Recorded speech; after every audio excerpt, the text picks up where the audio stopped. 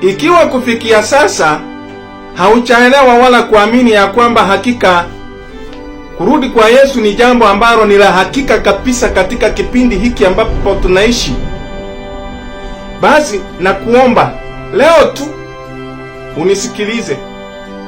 Naomba umakini wako na usikifu wako.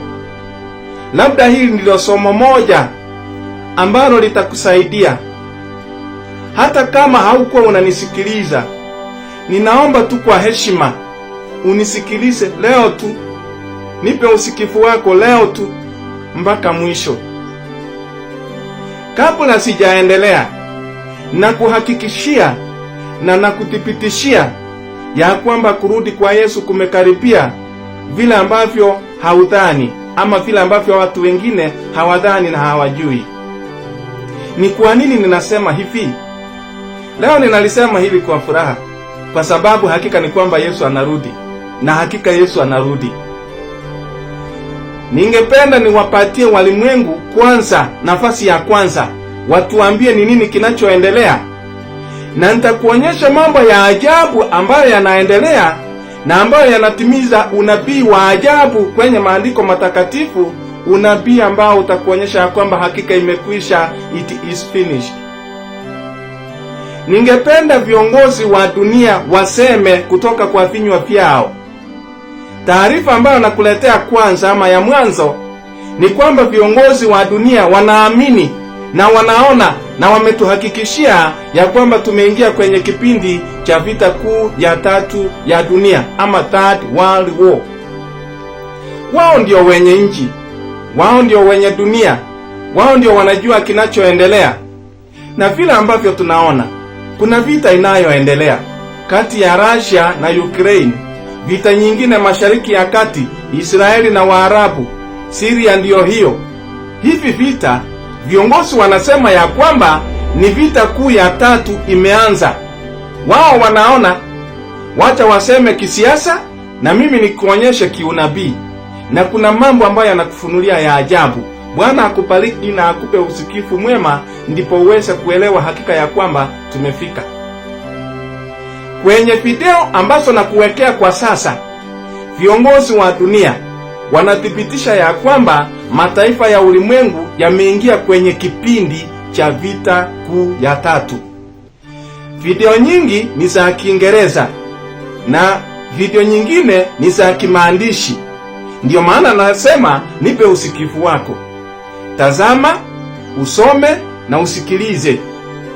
Iwapo hautaelewa hicho Kiingereza, wanachosema ni kwamba vita kuu ya tatu ya ulimwengu inaanza ama inaelekea kuanza, na inaanzia kule Mashariki ya Kati na kule Ukraine, mahali Russia inapigana na Ukraine. Mataifa ambayo yanahusika huko, ambayo yako nyuma ya pazia, ni mengi. Wao wenyewe wanayataja. Wanasema ya kwamba Marekani iko huko, Urusi, Uchina, Ujerumani, Ufaransa, Israeli, Syria na mataifa mengine kama Korea. Third World War has begun. These are not our words, but this is said by former Ukraine commander Valery Zaluzhny.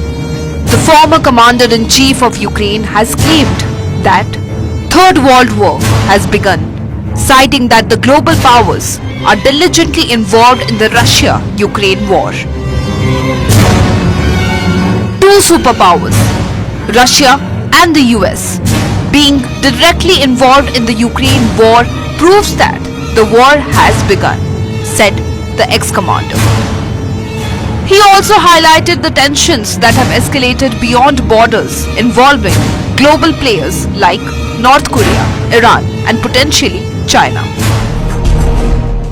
Hata rais mteule wa Marekani Bwana Trump anasema ya kwamba tunaingia kwenye vita kuu ya Armageddon, na nashangaa kwa sababu amelitaja lile neno ambalo ni la hakika. ya kwamba vita kuu ya tatu ndio vita ya mwisho kabisa katika historia ya ulimwengu, na vita kuu ya tatu ndio Armageddon ya Biblia. Anasema tunaingia huko kwa sababu nuclear zinaenda kutumika. November 2024. That's when the rules of the game changed in the Russia-Ukraine war, leading US President-elect Donald Trump to say this: "We have never been closer to World War III than we are today. A global conflict between nuclear-armed powers would mean death and destruction on a scale unmatched in human history. It would be nuclear Armageddon." I am announcing today. So why is Donald Trump warning that the world could be staring at World War III? Is that going to happen for real? Shirika la NATO lenye washirika wa mataifa 32 limehakikisha na kuthibitisha ya kwamba linahusika ama linajihusisha kwenye vita kati ya Ukraine na Russia. Kwa hivyo kumbe NATO na washirika wake 32 wako pale. Kwa hivyo ni vita ya kimataifa.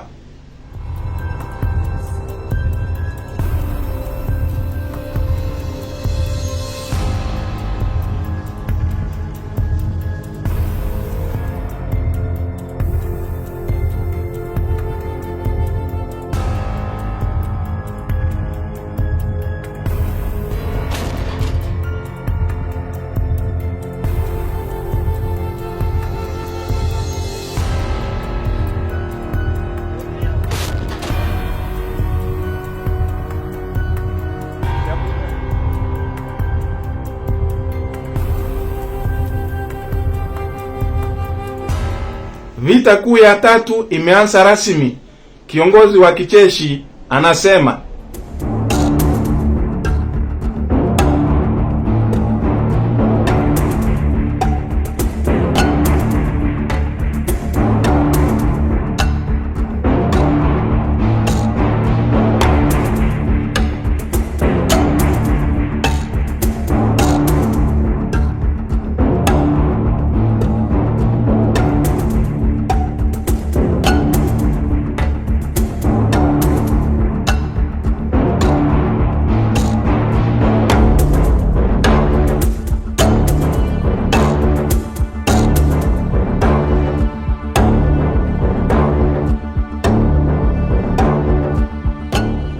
vita kuu ya tatu labda itaanzia Syria, maana pale vita inayoendelea kule Syria kati ya waasi na wenyeji ni kwamba inaungwa mkono na mataifa mengi mno.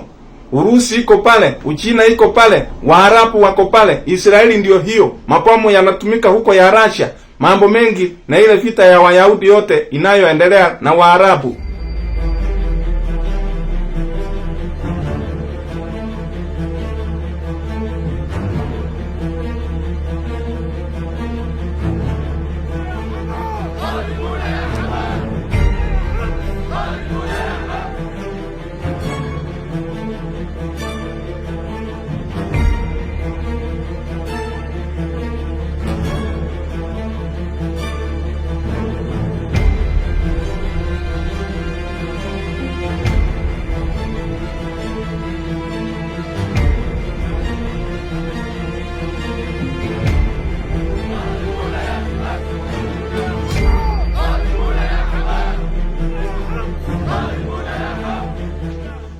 Urusi imechukua hatua ya kujitayarisha kwa vita kuu ya tatu ikitumia nyuklia. Kwa hivyo wametafuta namna ya kujihami ama safety measures za kuweza kujikinga na mashambulizi ya kinyuklia.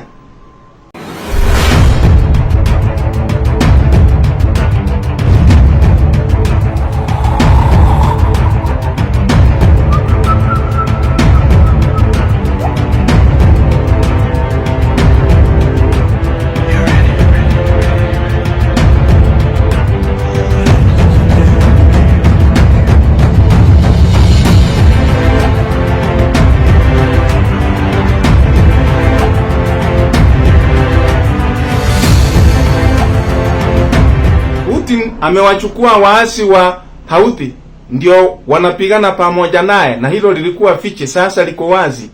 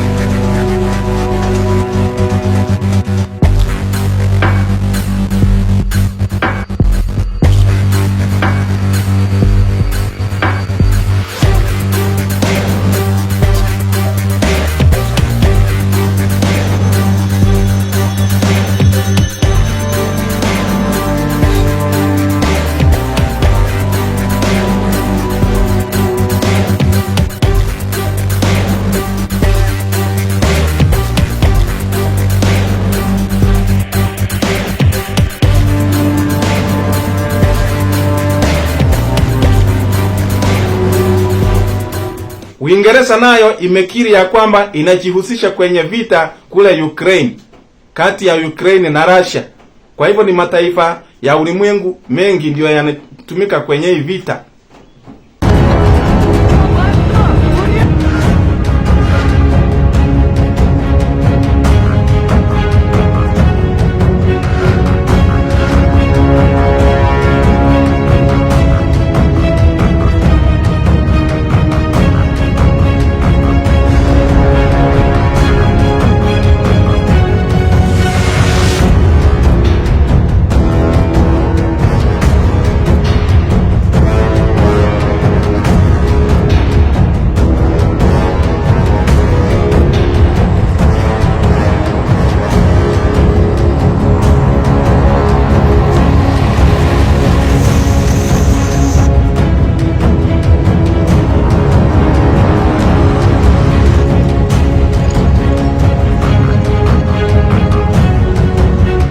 Officers from MI6 and DGSE work arm in arm, countering terrorism in forbidding locations, preventing the proliferation of weapons, and countering Russian aggression.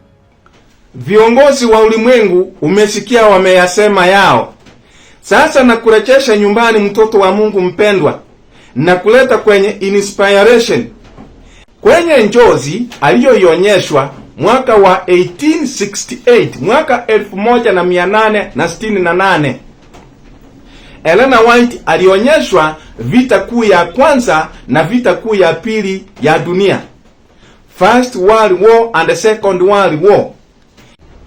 Katika kitabu cha Testimonies Volume 1 page 268 paragraph 1 and 2, anaeleza akisema vile ambavyo alionyeshwa kwenye njozi hii vita.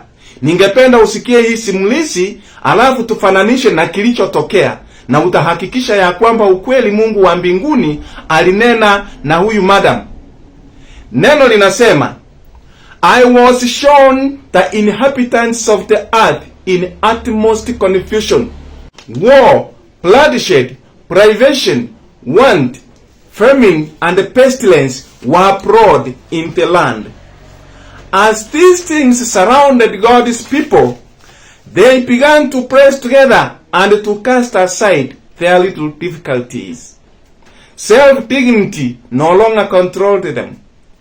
Deep humility took its place. Suffering, perplexity, and privation caused reason to resume its throne, and the passionate and unreasonable man became sane, and acted with discretion and wisdom. My attention was then called from the scene. There seemed to be a little time of peace. Once more, the inhabitants of the earth were presented before me, and again everything was in utmost confusion.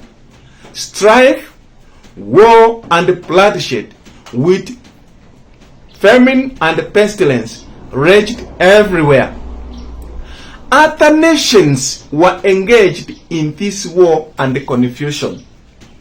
War caused famine, want and bloodshed caused pestilence, and then men's hearts failed them for fear and for looking after those things which are coming on the earth.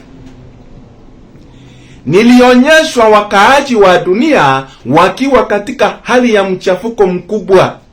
Vita, umwagaji damu, ufukara, kupungukiwa, njaa na magonjwa vilienea pote duniani. Haya mambo yalipowazunguka watu wa Mungu, walianza kushikana pamoja na kutupilia mbali matatizo yao madogo madogo. Kujiinua hakukuwatawala tena. Kujichenekesha kulichukua pahali pake.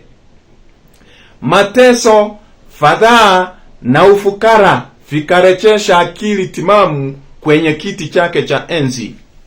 Na mtu mwenye tamaa asiyejali akawa na akili timamu na akafanya mambo yote kwa heshima na busara. Ndipo mawazo yangu yakaondolewa kutoka kwa hilo tukio.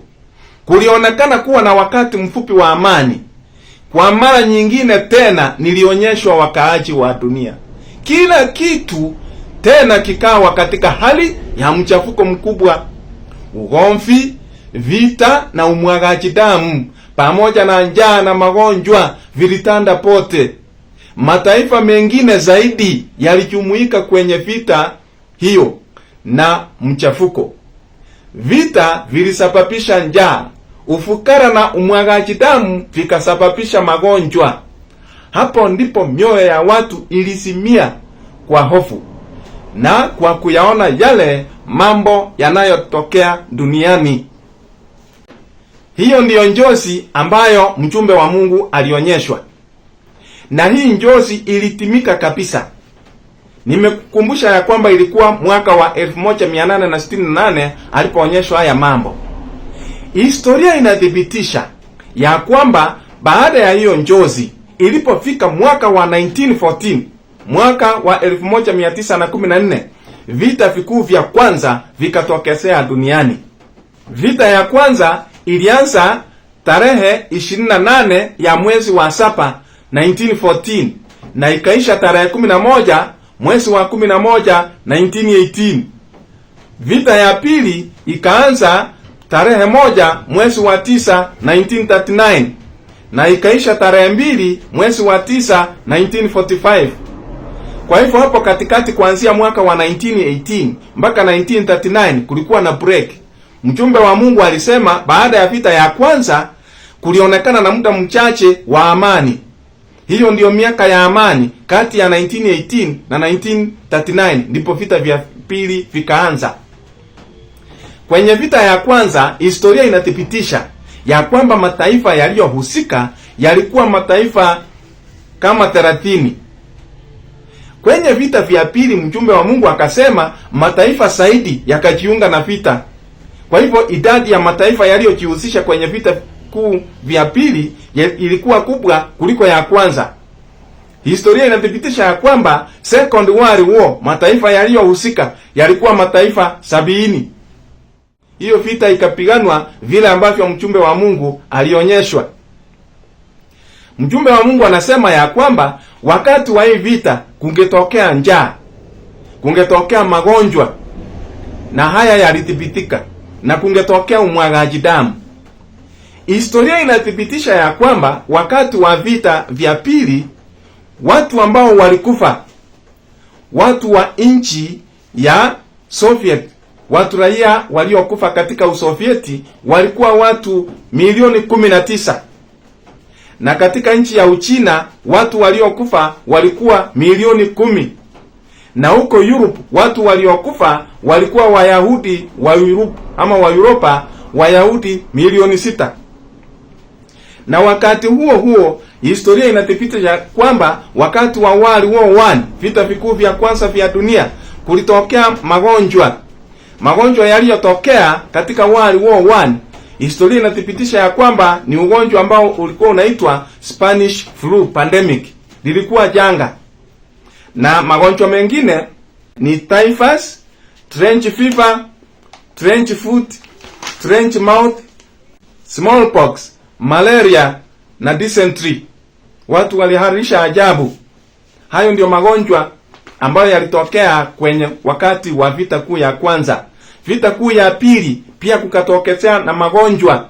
Ugonjwa wa dysentery, malaria, infectious hepatitis, dengue, plague, typhus, smallpox, influenza. Hayo yote ndiyo magonjwa ambayo yalijitokeza wakati wa vita kuu ya pili. Kwa hivyo neno la mjumbe wa Mungu likatimia ya kwamba kungetokea na magonjwa mazito kipindi cha vita hivi viwili vya kwanza na vya pili. Jambo jingine ambalo mjumbe wa Mungu alisema ni kwamba kungetokezea na njaa. Ukweli njaa ya ajabu ilitokea wakati wa vita, na tunaambiwa ya kwamba watu 22,000 walikufa kwa sababu ya njaa. Njaa ilikuwa kubwa kiasi kwamba watu walikuwa wanapiga foreni. Watu walikuwa wanapiga milolongo ya kulishwa, ya kupewa chakula. Hata watoto walikuwa wanapangwa na kupewa vyakula kama jamii. Kulikuwa na njaa mbaya iliyotokea.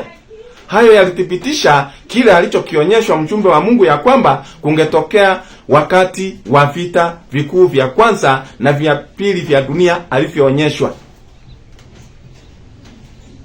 Mjumbe wa Mungu alionyeshwa tena vita vya tatu vikuu vya dunia. Nitakuonyesha kwa sababu hapo ndipo tumekamatwa, hapo ndipo tumepatikana. Mjumbe wa Mungu alionyeshwa ya kwamba vita vikuu vya dunia ni vitatu, dunia ishe. Vita vya tatu ndivyo vitamaliza dunia. Yesu anaporudi mara ya pili kutoka mawinguni, vile ambavyo yuko karibu kurudi, atarudi apate wanadamu bado wanamenyana. Vita kuu vya kwanza vya dunia vilisababishwa na mtu mmoja aliyekuwa anaitwa Gavrilo Princip. Huyu mtu alimuua kiongozi wa nchi ya Austria ama Austrian Archduke tarehe 28 ya mwezi wa 6 1914.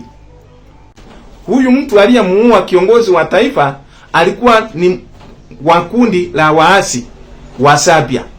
Vita ikaanza hapo hivyo. Sasa upande huu ukapata washirika na upande huu ukapata washirika, wakamenyana kwa hiyo miaka yote karibu 6. Vita ikaisha. Vita ya pili nayo ilianza kwa msingi huo huo. Vita vya pili vilianzishwa na mtu mmoja ambaye alikuwa anaitwa Adolf Hitler wa Ujerumani. Aliposhambulia nchi ya Poland, dunia ikasema hapana. Mataifa mengine yakajiunga na upande huu, mataifa mengine yakajiunga na upande huu, ikawa vita ya ulimwengu. Wakamenyana nao mpaka mwaka wa 1945, ndipo hiyo vita ikaisha. Mjumbe wa Mungu akasema wanadamu wangeshikwa na hofu, na kweli waliogopa mpaka wakasema acha tuanze umoja wa mataifa, kwamba tumependana, tumeacha vita. Ndipo 1945 umoja wa mataifa ukaanzishwa ili uweze kukomesha vita. Hata kama kuna huo umoja, ndio tena tunaona majira kama hayo NATO nayo ikaanzishwa, North Atlantic Treaty Organization, ambayo ina mataifa ya North America na mataifa mengine kutoka Europe. Yote ni 32. Yote ni kulinda usalama kwamba vita isitokee. Lakini ndio hii imefika. Ndio hii sasa ya tatu. Lakini mazingira yake nataka nikuonyeshe kwamba hii vita inapoanzishwa inaanzishwa na mtu mmoja ama na kundi moja, ndipo mataifa yanajiunga upande huu na upande huu. Kama sasa unaona kuna mataifa yako kwenye upande wa Ukraine na upande mwingine wa Russia, nayo ina washirika wake tena wengi mno. Dunia nakuambia imeamkia na kuchangamkia hii vita.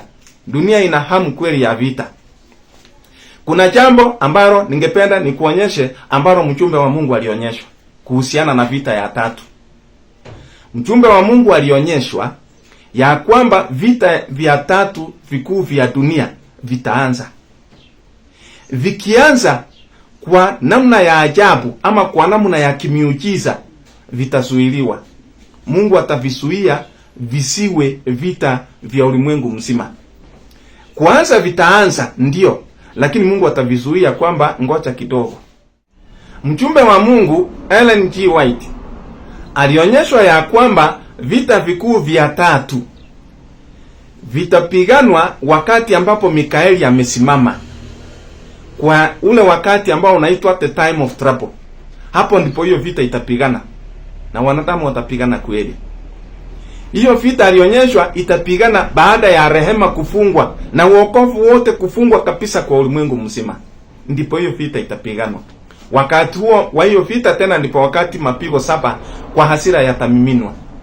Katika kitabu cha 7 Bible Commentary page 967 paragraph 8, mjumbe wa Mungu anasema, 4 mighty angels hold back the powers of this earth till the servants of God are sealed in their foreheads. The nations of the earth are eager for a conflict, but they are held in check by the angels. When this restraining power is removed, there will be a time of trouble and anguish. Deadly instruments of warfare will be invented. Vessels with their living cargo will be entombed in the great deep. All who have not the spirit of truth will unite under the leadership of satanic agencies. but they will be kept under control till the time shall come for the great battle of Armageddon. Malaika wane wenye nguvu wamezuilia mamlaka za dunia hii hadi watumishi wa Mungu watakapotiwa muhuri kwenye vipaji vya nyuso zao. Mataifa ya ulimwengu yana hamu sana ya kupigana, lakini yamezuiliwa na malaika. Uwezo huu unaowazuilia utakapoondolewa, ndipo wakati wa taabu na ujungu utakapokuja. Silaha hatari za kivita zinazoua zitavumbuliwa. Meli nyingi zinazowapepa watu zitazikwa nao vilindini. Wote wasio na roho wa kweli wataungana chini ya uongozi wa wakala wa Shetani, lakini watazuiliwa hadi uje ule wakati wa vita kuu ya Armagedonia. Mjumbe wa Mungu amethibitisha ya kwamba hii vita kuu ya tatu itaanza, lakini itazuiliwa. Nitakuonyesha ushahidi mwingine ambao ni wazi mbele. Umezuiliwa. Hii vita kuu ya tatu mataifa wanaishabikia sana. Mataifa wanaitamani sana. Watu wanahamu sana, na hakika hili ukiliona linaendelea. Anasema ya kwamba hii vita kuu ya mwisho ndio Armageddon. Ndio vita ya mwisho. Lakini imezuiliwa na malaika wane ambao wamezuia pepo 4. Mjumbe wa Mungu tena katika kitabu cha Manuscript Releases Volume 18 page 177 paragraph 3 anasema, soon the four winds of heaven will be loosed, and in every part of the globe, there will be dissension, strife, war, bloodshed. Muda mfupi ujao zile pepo 4 za mbingu zitaachiliwa, na katika kila sehemu ulimwenguni kutakuwepo na mafarakano, ugomvi na umwagaji damu. Kwa hivyo hizi pepo 4 zitakapoanza, ni kila sehemu katika ulimwengu itakuwa na kitu: mfarakano, umwagaji wa damu, ugomvi, mapigano. Hayo yote yatatokezea. Lakini nani amezuia? Mungu ameweka malaika ambao wamezuia isipigane. Tena mjumbe wa Mungu katika kitabu cha Maranatha page 175 paragraph 2 anasema, four mighty angels are still holding the four winds of the earth. Terrible destruction is forbidden to come in full. The winds will be the stirring up of the nations to one deadly combat, while the angels hold the four winds, forbidding the terrible power of Satan to be exercised in its fury until the servants of God are sealed in their foreheads. Malaika wane wenye nguvu bado wanashikilia zile pepo 4 za dunia. Uharibifu wa kutisha umezuiliwa usitokee kikamilifu. Hizi pepo zitakuwa ule uchochezi wa mataifa yote ili yapigane hadi kifo. Malaika wameshikilia hizi pepo 4 wakizuilia uwezo wa kutisha wa Shetani usitumike kikamilifu hadi watumwa wa Mungu watakapotiwa muhuri kwenye vipaji vya nyuso zao. Hawa malaika wane ambao wanazuia pepo 4, Yohana aliwaona kwa njozi, akaiandika katika Ufunuo 7. Yohana yeye aliona mbele. Sisi sasa tunaliona likitokezea. Limeingia. Takuonyesha ushahidi zaidi. Yohana aliloliona mbele likija ni hili analolisema katika Ufunuo 7 na mstari wa 1 hadi wa 3. Baada ya hayo nikaona malaika 4 wamesimama katika pembe 4 za nchi, wakizizuilia pepo 4 za nchi, upepo usivume juu ya nchi, wala juu ya bahari, wala juu ya mti wowote. Nikaona malaika mwingine akipanda kutoka mawio ya jua, mwenye muhuri ya Mungu aliye hai. Akawapigia kelele kwa sauti kuu wale malaika 4 waliopewa kuidhuru nchi na bahari, akisema, msiidhuru nchi wala bahari wala miti hata tutakapokwisha kuwatia muhuri watumwa wa Mungu wetu juu ya vipaji vya nyuso zao. Hayo ndiyo aliyoyaona Yohana mbele, lakini sasa tunayaona sisi sasa. Na kuletea uyaone. Alafu mjumbe wa Mungu Ellen White naye alionyeshwa hili jambo kwenye njozi. Ellen aliliona mbele. Sasa sisi tunaliona. Anasema katika kitabu cha Early Writings page 38 paragraph 1 and 2. Anasema, "Then I saw an angel with a commission from Jesus, swiftly flying to the 4 angels who had a work to do on the earth, and waving something up and down in his hand, and crying with a loud voice, 'Hold, hold, hold, hold, until the servants of God are sealed in their foreheads.' I asked my accompanying angel the meaning of what I heard, and what the 4 angels were about to do. He said to me that it was God that restrained the powers, and that gave his angels charge over things on the earth, that the 4 angels had power from God to hold the 4 winds, and that they were about to let them go. But while their hands were loosening, and the 4 winds were about to blow, the merciful eye of Jesus gazed on the remnant that were not sealed, and he raised his hands to the Father, and pleaded with him that he had spilled his blood for them. Then another angel was commissioned to fly swiftly to the 4 angels, and to bid them hold until the servants of God were sealed with the seal of the living God in their foreheads.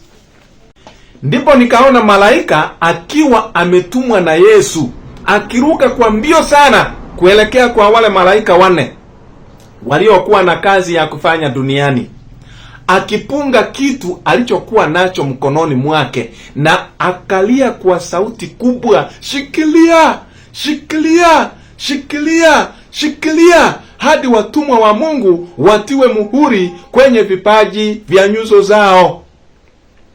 Nikamuuliza yule malaika aliyeandamana nami maana ya nilichosikia, na ni nini hao malaika 4 walikuwa karibu kufanya.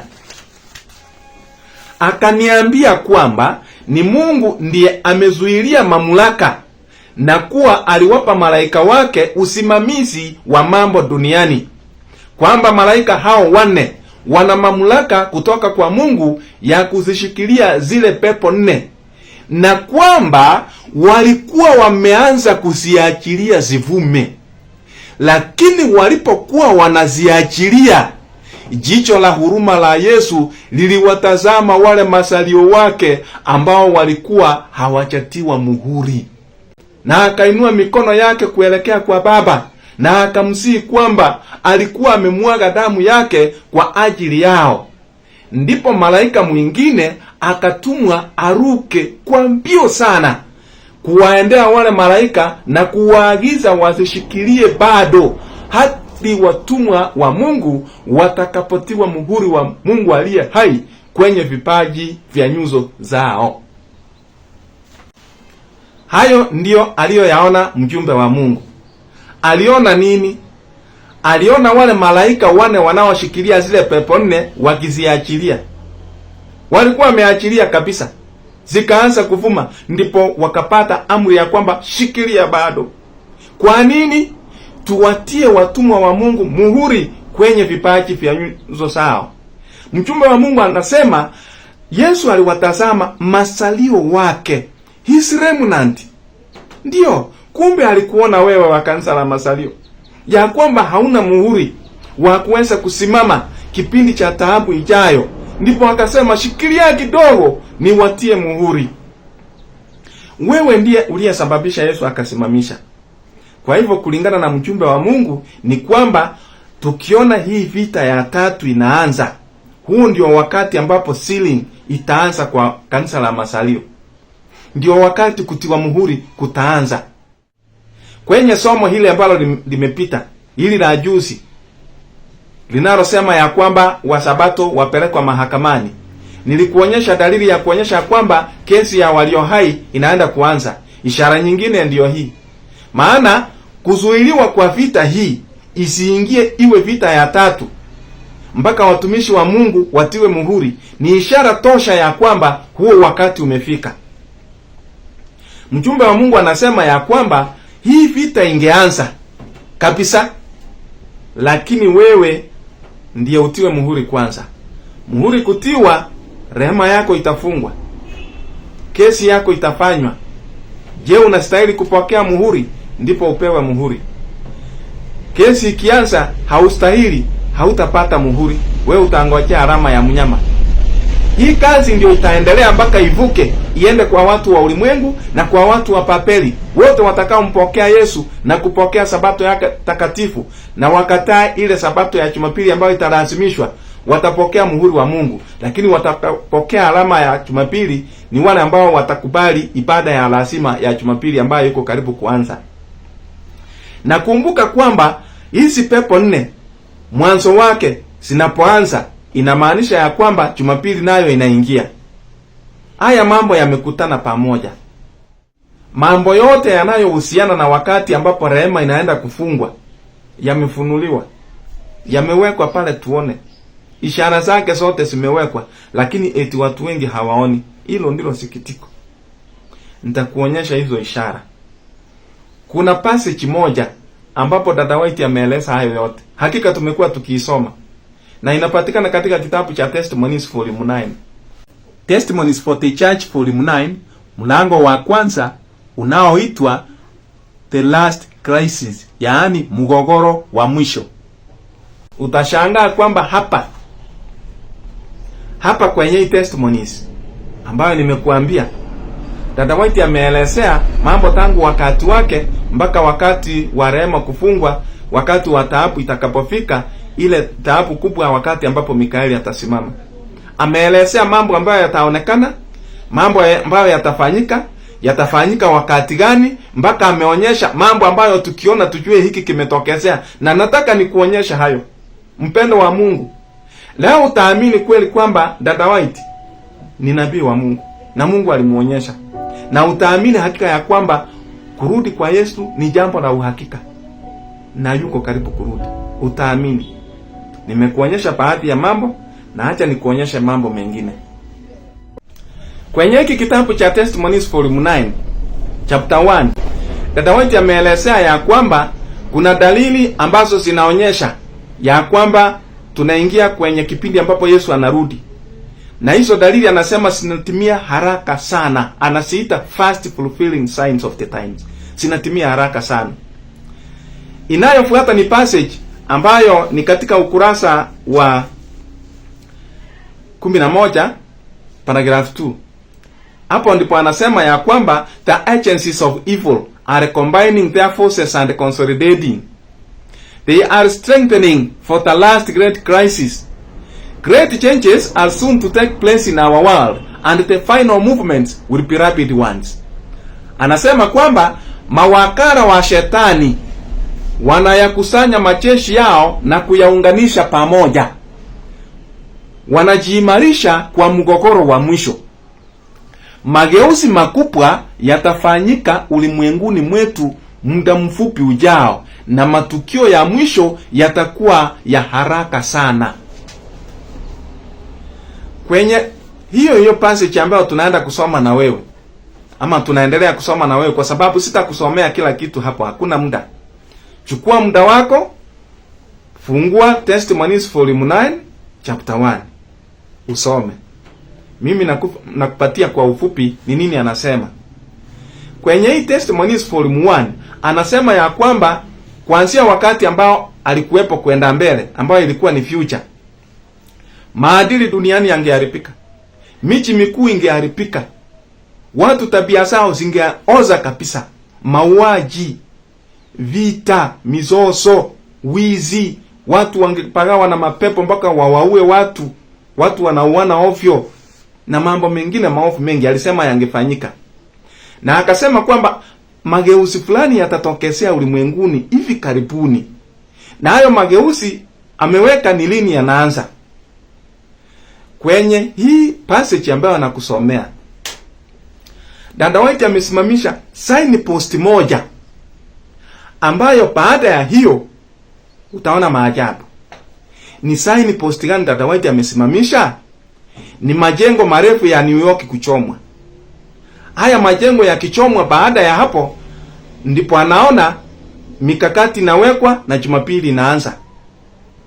Na wakati ambapo anaona Jumapili inaanza ni wakati ambapo vita ya tatu inaanza.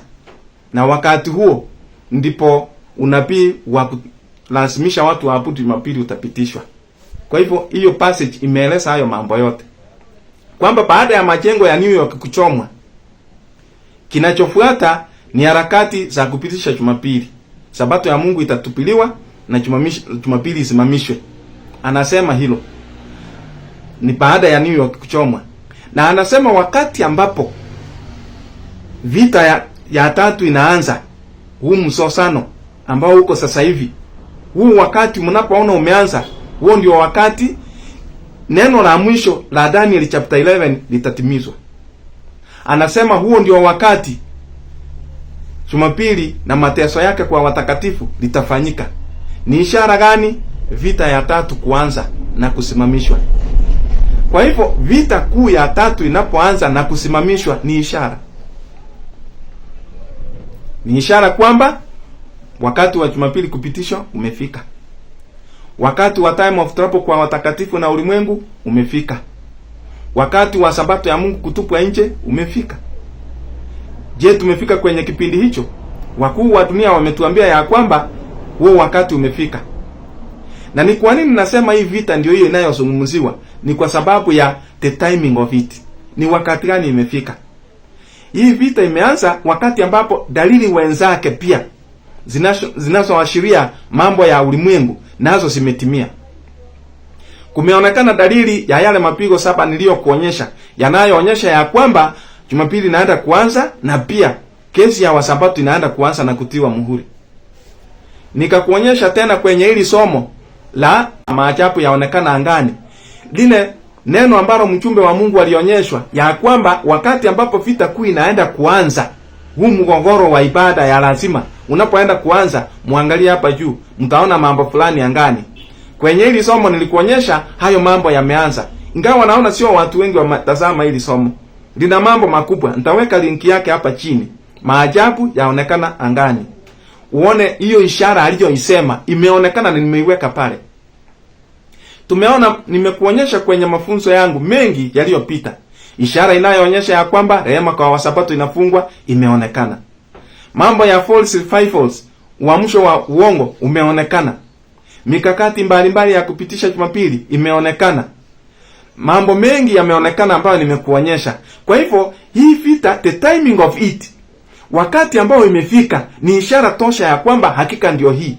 Na ndio maana na kuhakikishia hii vita ya sasa hivi ambayo unaiona huko Israeli na Waarabu na Syria na Ukraine na Russia, ingeendelea na iwe vita kuu ya tatu, lile tukio lililofanyika mwezi wa 11 na Marekani kupatia Ukraine ruhusa ya kutumia mashafa ama zile missiles zinazoenda mbali, ingeanzisha hiyo vita.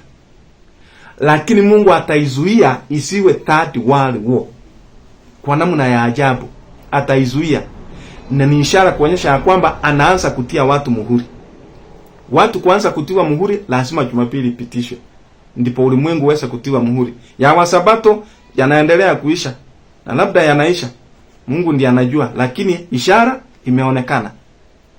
Sasa wacha ni kuonyesha kile alichokiona mjumbe wa Mungu kuhusiana na majengo ya Marekani huko New York. Ni kuonyesha alichoona kwa njozi na kile kilichotukia vile yalivyotimika. Maana hii ni signpost ya ajabu. Alisema baada ya hapo ndipo haya mengine yatatimia vile ambavyo nimekuonyesha. Katika hiyo testimonies ambayo tunaendelea kusoma, paragraph 1 ya page 12 paragraph 1, anasema On one occasion, when in New York City, I was in the night season called upon to behold buildings rising story after story toward heaven. These buildings were warranted to be fireproof and were erected to glorify their owners and builders. Higher and still higher these buildings rose, and in them the most costly material was used.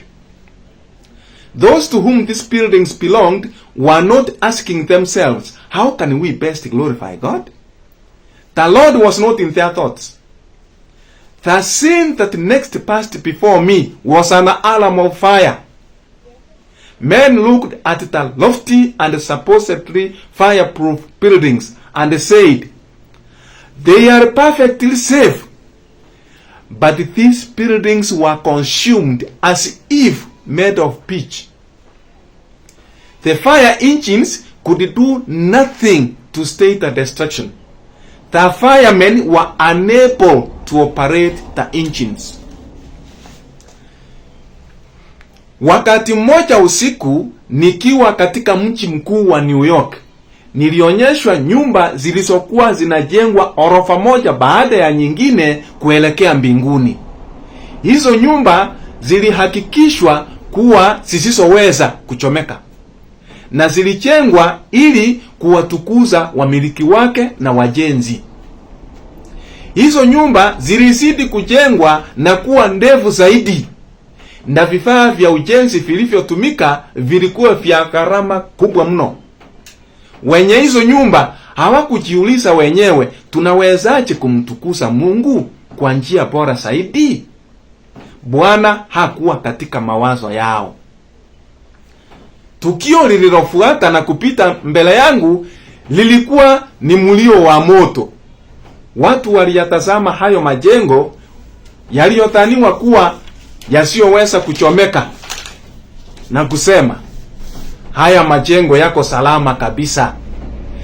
Lakini hayo majengo yalichomeka kwa haraka, ni kana kwamba yalijengwa kwa kutumia rami. Mashine za kuzima moto zilishindwa kuyazuia yasiharibiwe na moto. Wazima moto walishindwa kuzitumia hizo mashine za kuzima moto. Hayo ndiyo aliyoyaona mtumishi wa Mungu ama mjumbe wa Mungu kwenye njozi. Hii njozi aliiona 1901, mwaka wa 1901. Kipindi hicho anapoona hii njozi, New York ilikuwa na orofa moja ndefu ambayo ilikuwa imejengwa mwaka wa 1888 ikamalizika 1889. Hiyo orofa ilikuwa na orofa 11 kwenda juu. Hiyo ndio orofa ndefu zaidi iliyokuwa New York. Kipindi hicho anapoonyeshwa hiyo njozi. Hiyo orofa ndefu ya New York baadaye ilipofika mwaka wa 1913 waliipomoa. Walipopomoa wakajenga orofa nyingine ambayo ilimalizika mwaka wa 1920. Hiyo orofa ilikuwa na vyumba 37 kwenda juu. So kipindi Dada White anaonyeshwa hii njozi, hakukuwa na orofa ndefu New York vile ambavyo zilikuja kujengwa baadaye. Alisema ya kwamba hizi orofa alizoona ni aina ya skyscrapers, maana zilijengwa kwenda juu mbinguni, ndefu zaidi. Acha nikupeleke New York nikuonyeshe hizo nyumba zilizojengwa vile zilivyokuwa. Ile nyumba ndefu kabisa ilikuwa nyumba mbili zilizokuwa zinaitwa Twin Towers, ambapo kulikuwa na World Trade Center, ile ambayo Osama alichoma. Ndizo hizo nyumba unazoziona hapo. Zilikuwa mbili ndefu na urefu wao zilikuwa na vyumba 110. Nyumba 100 ama urefu wa vyumba vilivyokuwa kwenda juu vilikuwa 110. Maorofa marefu kweli. Na hapo kulikuwa na maorofa mengine yalikuwa yanazunguka hapo. Hayo maorofa. Hizo nyumba ndefu zaidi duniani zilianza kujengwa New York mwaka wa 1968. Tarehe 6 mwezi wa 8 1968, orofa ya kwanza ilijengwa na ikamalizika mwaka wa 1972. Hiyo orofa nyingine ya pili ilianza kujengwa mwaka wa 1969 January, ikaisha mwaka wa 1973. nayo ikitoshana na ile ya kwanza. Zote zilikuwa na orofa 110. Hizo zingine unazosiona hapo zilikuwa nyumba zingine zaidi ambazo ni orofa 5, zilijengwa zikaisha mwaka wa 1987. Hizo ndizo nyumba zilizokuwa New York kabla ya Osama kuzichoma mwaka wa 2001. Historia inathibitisha ya kwamba hizo nyumba zilipojengwa zilikuwa fireproof. Ndio hiyo wanasema ya kwamba zilikuwa zimejengwa ambazo hasingeweza kuchomeka. Acha sasa nikuthibitishie ya kwamba hilo ndilo tukio ambalo mjumbe wa Mungu alionyeshwa kwenye njozi. Taarifa ya kwanza ni kwamba hizi nyumba zilijengwa na vifaa vya gharama. Hiyo ripoti iko hata kwa mtandao, unaweza kuipata. Ikathibitisha alichokisema ya kwamba vifaa vya ujenzi vilikuwa vya gharama sana. Jambo jingine ni kwamba hizo nyumba zilikuwa fireproof. Ziliwekewa fireproof material. Ziliwekewa namna ama hali fulani moto ukiwaka haziwezi chomeka. Ndio hiyo wanasema wenyewe ya kwamba hizo nyumba zilikuwa hasingeweza kuchomeka. Hata wao walishangaa zilichomekaje. Maana mjumbe wa Mungu anasema zilichomwa ni kama kwamba zilikuwa zimejengewa rami. Ile orofa ya kwanza iliposhika moto, ni ile ndege iliyokuja ikagonga pale juu mpaka ikaingia ndani ya nyumba na moto ukalipuka. Ile nyumba ilichukua sekunde 12 seconds ikayeyuka na ikaanguka. Within 12 seconds, sekunde 12 peke yake, nyumba ikayeyuka kama rami, ikaanguka. Ona.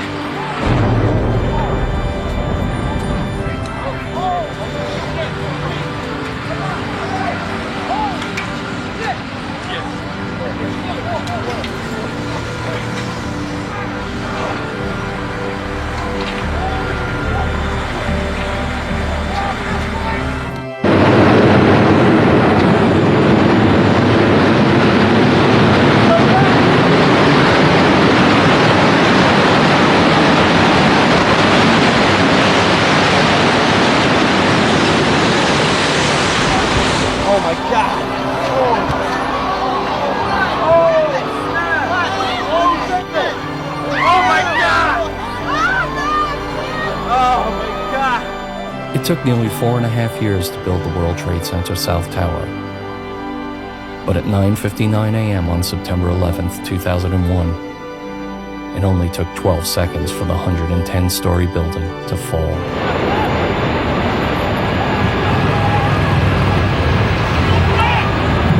Just over 30 minutes after the South Tower collapsed, while firefighters were still inside evacuating people from the North Tower, the North Tower came crashing down.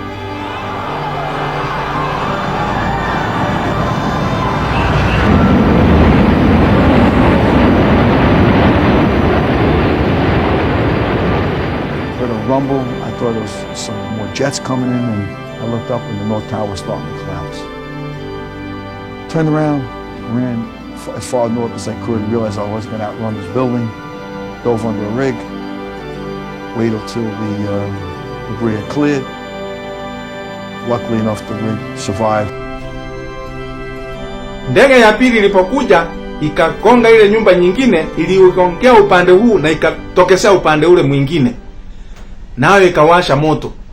Kwa sababu sehemu ya kuanzisha moto ilikuwa ndogo kuliko ile ya orofa ya kwanza, hiyo nyumba ilichukua dakika 30 ndipo nayo ikayeyuka ikaanguka chini.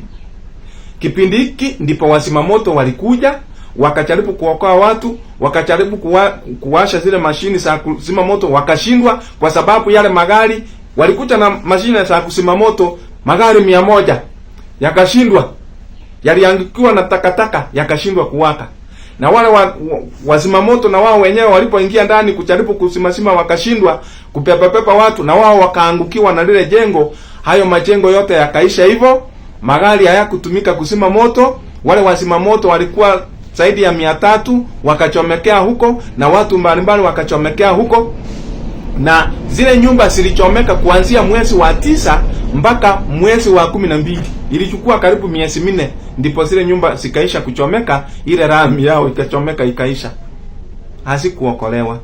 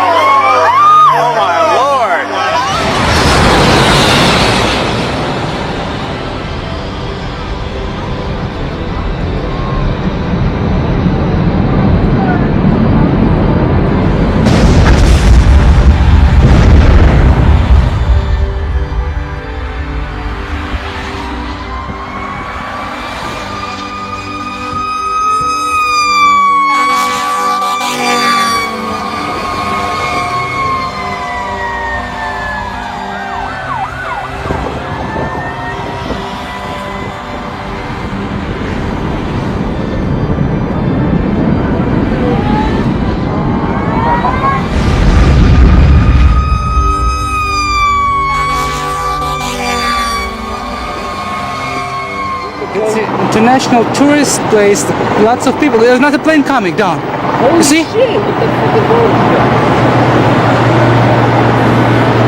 Boom! Oh, man. What the fuck's going on? Wow. Oh, shit. Wow. Did you see this aircraft? What's the other jet doing? What's the other jet doing? Holy fuck! Oh my god! Oh my god! Jesus fucking Christ!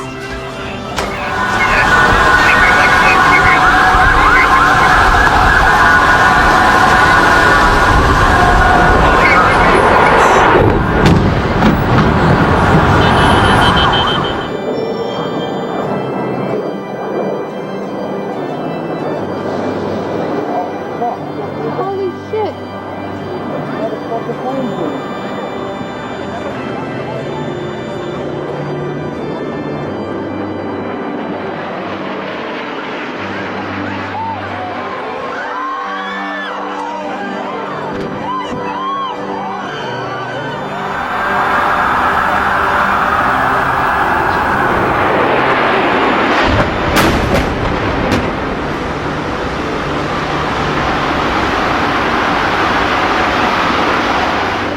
Mjumbe wa Mungu alisema ya kwamba wakati haya majengo ya New York yanachomeka, watu wataangalia wasema, haya hayawezi chomeka. Si yako fireproof. Yamewekewa vifaa vya kutoweza kuchomeka. Yako salama, kuna wasiwasi. Lakini yalichomeka yakaisha. Je, historia inasema kwamba hili lilifanyika? Ndiyo. Katika jarida la CNN.com ya Oktoba tarehe 10 mwaka wa 2001 walisimulia vile ambavyo mambo yalifanyika huko New York. Maana walio survive, walionusurika walisema yaliyotokea. Walisema ya kwamba loudspeaker iliwatangazia ya kwamba hakuna wasiwasi, hizi nyumba siko salama. Loudspeaker ya ajabu. Wanasema walituambia kuwa kumetokea ajali kwenye mnara wa kwanza, na kwamba wasimamoto walikuwa njiani kuja kuzima, kwamba hili jengo letu liko imara na salama kabisa, na kwamba tunarudishwa kwenye ofisi zetu tena salama. Waliendelea kusema, rudia, jengo la pili liko salama. Narudia, jengo la pili liko salama. Tulieni pale mulipo. Hili eneo ni salama. Tafadhalini, salia humo ndani ya nyumba. Salia hapo mulipo. Hilo ni gazeti la Dunia lilisema. Lile aliloonyeshwa Dada White kwamba wataangalia wasema, haya majengo yako salama, hayawezi chomeka, lilitokea. na mengine yote ambayo yametabiri mjumbe wa Mungu yatatokea vivyo hivyo. Wacha nikuonyesha, wazimamoto walipojaribu kusimazima walishindwa.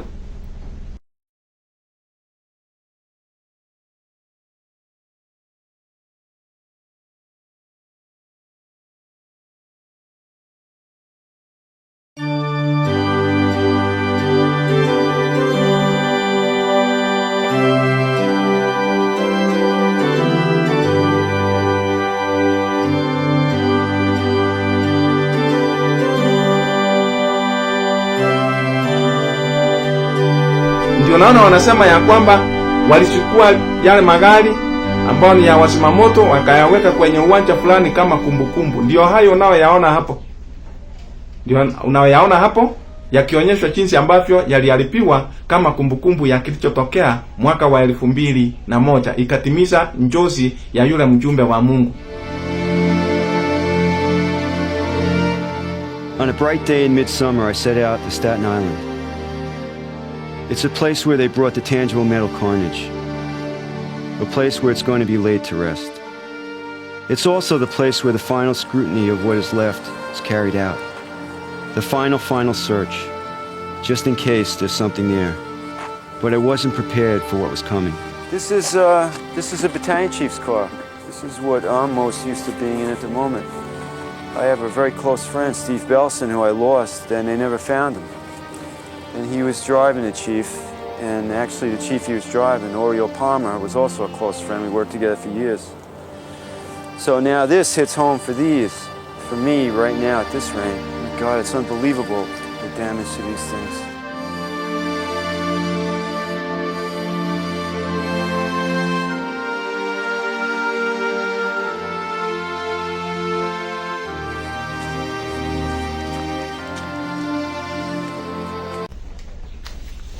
Hilo likishatimia na yanayofuata nayo ni ya hakika.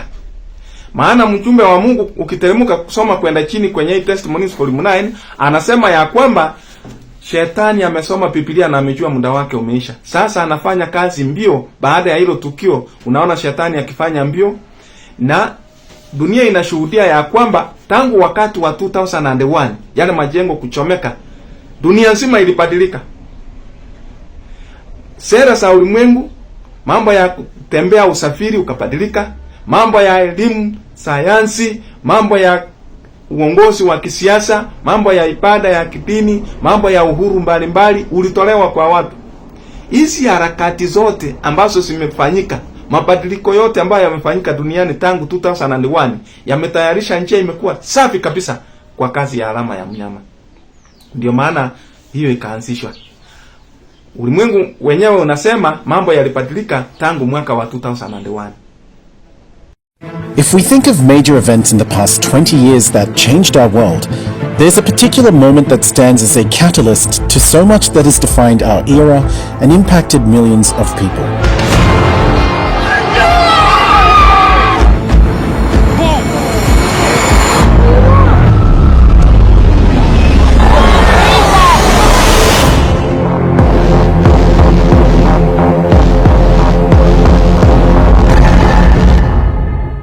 The terrorist attacks of September 11, 2001 changed much about the world as we know it and ushered in a new era of conflict and fear.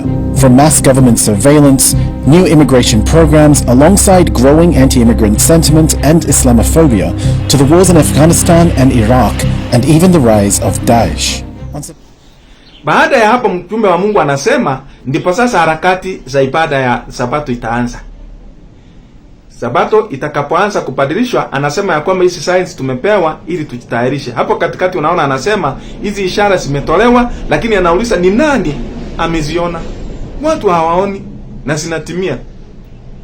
Sasa nakuleta mpaka kwa passage hii ambapo anasema ya kwamba wakati hii vita ikianza, tukiona hii roho ya vita duniani hii ya sasa hii, hapo ndipo Danieli 11 mwisho wake itatimia. Danieli mwisho wake inasema nini? Ibada ya Jumapili. Upapa kuteka ulimwengu mzima, apitishe Jumapili, atipiti mambo ya uchumi, no buying, no selling, hakuna kuuza na kununua isipokuwa kwa masharti yake, na hata aingilie mpaka kanisa la Mungu, na mwisho ataanguka. Mikaeli atasimama, 12 iendelee hivyo hivyo, mateso yaanze, mapigo yaje, Yesu arudi. Sasa nakusomea ambapo anasema juu ya huu nabii kutumia kwa wakati huo, ambao sasa ndio ishara ya mwisho. Anasema katika hiyo Testimonies volume 9 page 14 paragraph 2, anasema the world is stirred with the spirit of war. The prophecy of the 11th chapter of Daniel has nearly reached its complete fulfillment. Soon the scenes of trouble spoken of in the prophecies will take place. Dunia imesisimuka na roho ya vita. Unabii wa sura ya 11 ya Danieli unaelekea utimilifu wake kabisa. Muda mfupi ujao, matukio ya taabu yanayonenwa katika unabii yatatokea. Mjumbe wa Mungu ametuhakikishia ya kwamba baada ya hapo kinachotokea ni kwamba kuna msisimuko ama uchochezi wa vita katika ulimwengu. Hapo ndio wakati ambapo Danieli itatimia, na hapo ndipo wakati wa taabu ule ambao tunasoma kwenye unabii utatokeza. Na sio hilo tu anasema litatokezea, anasema kuhusu ibada ya Sabato. Soma hizo paragraph ambazo zimetangulia, inazungumzia hivyo vizuri sana. Alafu kwenye 17 paragraph 1 anasema fearful tests and trials await the people of God. The spirit of war is stirring up the nations from one end of the earth to the other. But in the midst of the time of trouble that is coming, a time of trouble such as has not been since there was a nation, God's chosen people will stand unmoved. Satan and his host cannot destroy them. For angels that excel in strength will protect them. Majaribu na mitihani ya kutisha vinawangojea watu wa Mungu. Roho ya vita inayasisimua au inayachochea mataifa kutoka upande mmoja wa dunia hadi upande mwingine. Lakini ndani ya wakati wa taabu unaokuja, wakati wa taabu ambao haujatokea kama huo tangu mwanzo wa mataifa, watu wa Mungu watasimama imara. Shetani na majeshi yake hataweza kuwaangamiza, kwa sababu malaika wanaowazidi nguvu watawalinda. Kwenye hizi passage mbili ni nini mjumbe wa Mungu ametuambia? Ni kwamba kipindi hiki ambapo tunaona roho ya vita ikisisimua ulimwengu kutoka upande mmoja hadi upande mwingine, na nimekuambia sisitiza the timing of this occurrence, wakati ambapo hii vita imetokezea, hii ya sasa ambayo wanaita vita kuu ya tatu. Ukiona haya, huo ndio wakati Danieli 11 tendo la mwisho litatimia, ambalo litaleta taabu kubwa. Na amesema hapo ndipo watu wa Mungu mateso makubwa yanawangojea. Na hapo ndipo anasema ya kwamba haya mateso yakiingia, Mungu atawaokoa watu wake kupitia kwa malaika. Kwa hivyo kwenye hii passage moja imetuleta kwenye safari tangu kipindi cha Ellen White akiwa hai, matukio ambayo yangetokezea, mpaka ametuleta kwenye majengo ya New York. Baada ya hapo ametuleta kwamba ndipo Sabato itaingiliwa, na mwisho ametuonyesha tukio ambalo litakuwa ishara ya kutuonyesha ya kwamba haya mambo yametimia, ni hii vita ya tatu. Hii vita itasimamishwa vile ambavyo nimekuonyesha. Mungu ataruhusu na ataisimamisha kwa namna fulani, ataizuia isiwe a third world war. Ili afanye nini? Awatie watumishi wake muhuri. Muhuri wa watu wa Mungu unatiwa nani? Waadventista kwanza, ndipo watu wa ulimwengu wafuate. Waadventista mambo yao yanaelekea kuisha, ulimwengu utafuata. Hii ishara hakika imetosha. Haya mambo nimekuwa nikielezea ukweli yamekutosha. Naomba kwamba Mungu akufungue macho uone ya kwamba wakati umefika. Ndio maana nimekuambia ya kwamba imekwisha. It's finished. Mambo yameisha. Wewe kama haujajitayarisha, lawama itakuwa kwako, kwa sababu hakika Mungu ametufunulia yote. Tumeyaona yote vizuri sana vile ambavyo yamefunuliwa. Hatuna kizingisio tena. Ni jukumu letu kwamba tujitayarishe. Nijitayarishe na wewe ujitayarishe. kabla mlango wetu wa rehema kufungwa. Muda umeisha. Zawadi tu ambayo utawapa marafiki zako, wakumbushe ya kwamba hakika tumefika kwenye kipindi cha mwisho. Yesu wetu anarudi, ni jambo la uhakika, hakuna wasiwasi tena.